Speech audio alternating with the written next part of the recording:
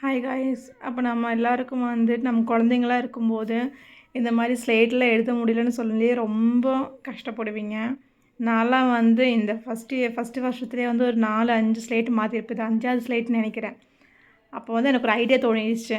Okay, நம்ம இதை வந்து ட்ரை பண்ணி பார்க்கலான்னு சொல்லிட்டு நல்லா கேஸ் பற்ற வச்சுட்டு நம்ம ஸ்லேட்டு வந்து சும்மா இந்த மாதிரி சூடு காட்டணும். கொஞ்சம் இந்த பிளாஸ்டிக் சுற்றி இருக்கிற அந்த பிளாஸ்டிக் மட்டும் படாமல் பார்த்துக்கணும், இல்லைனா அது உருகிரும். மற்றதெல்லாம் சூடு காட்டிட்டு நம்ம அந்த குழந்தைங்களோட க்ரையான்ஸ் இருக்குல்ல, அதில் பிளாக்கு ப்ளூ அந்த மாதிரி கலர் க்ரையான்ஸ் இல்லாமல் பிளாக்கு ப்ளூ அந்த மாதிரி க்ரையான்ஸ் யூஸ் பண்ணி எல்லா இடத்துலையும் ஸ்ப்ரெட் பண்ணி விட்ருங்க. கொஞ்சம் கொஞ்சமாக அந்த மாதிரி சூடு காட்டி அந்த இடத்துல எல்லாம் க்ரையான்ஸ் வச்சு நல்லா தேய்ச்சி விட்ருங்க. பார்த்தீங்களா, இந்த மாதிரி நல்லா எல்லா இடத்துலையும் தேய்ச்சி விட்ருங்க.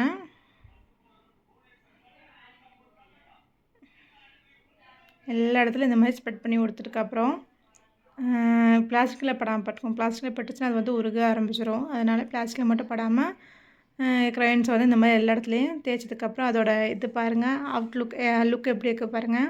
நம்ம புது ஸ்லேட்டு வாங்கின மாதிரி பிளாக்காகவே இருக்குல்லங்க, பார்த்தீங்களா. நெக்ஸ்ட்டு வந்துட்டு பேக் சைடு நான் வந்து இதே மாதிரி பண்ணிட்டேன். பார்த்தீங்களா, பழசு எப்படி இருந்துச்சு, இப்போ புதுசு க்ரையான்ஸ் வச்சு யூஸ் பண்ணும்போது எப்படி இருக்குதுன்னு.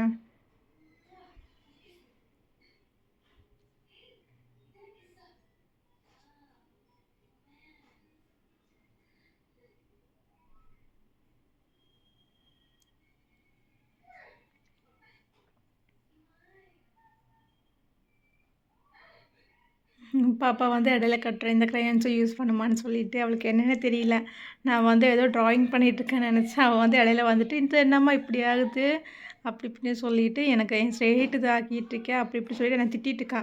எனக்கு புது ஸ்லேட்டு வாங்கி கொடுன்னுலாம் சொல்லிவிட்டேன். இப்போ பார்த்தீங்களா, நான் வந்துட்டு ஃபுல்லாக க்ரையான்ஸ் வச்சு அதை வந்து நல்லா எல்லா இடத்துலையும் தாக்கி விட்டுட்டேன்.